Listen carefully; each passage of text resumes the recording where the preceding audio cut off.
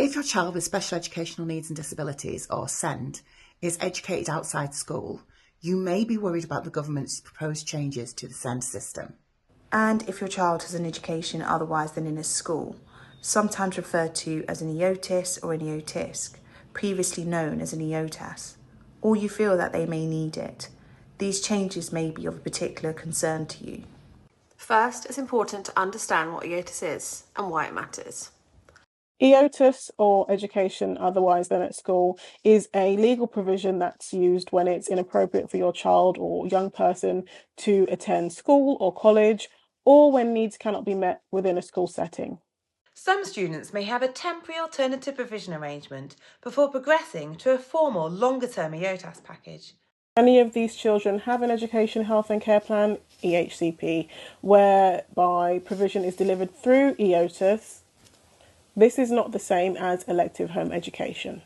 These are often neurodivergent children, those with complex mental health needs or trauma, which are often linked to their experiences in school, and disabled children with long-term health needs. Families often reach this point after everything else has been tried. They often have to battle for provision, putting significant strain on the whole family. This group is sometimes described as a sanctuary cohort because they need education in a safe, protective environment, not to return to a setting that's caused them harm. For the sanctuary cohort, EOTAS is essential to accessing education at all. It's also important to understand that progress in EOTAS doesn't necessarily mean that the child will return to school. However, the government's current proposals risk treating EOTIS as a short-term measure, with the expectation that children will move back into school when they appear more settled.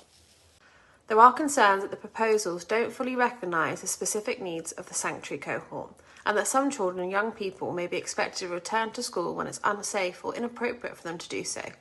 For many families, that is not a realistic or safe assumption. So what does this mean if you're responding to the white paper? Even though EOTAS isn't clearly set out in the white paper, it's still important to respond. You can explain why EOTAS is vital for your child and why those legal protections must be maintained. This means being clear that EOTAS must remain available where a child's needs cannot be met in school. Decisions should be based on the individual child, not a general expectation that all children should return to school. And importantly, that progress should not be used as evidence that EOTIS is no longer necessary.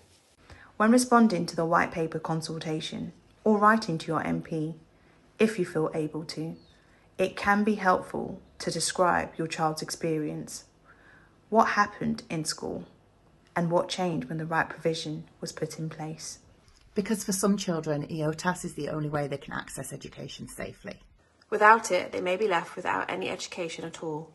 EOTAS is not a loophole and it's not a last resort. It is a lawful and sometimes long-term form of provision within the SEND system. An inclusive system needs to recognise that for some children, education cannot happen in school. Please write to your MP and fill in the consultation form to let the government know how important EOTAS packages are.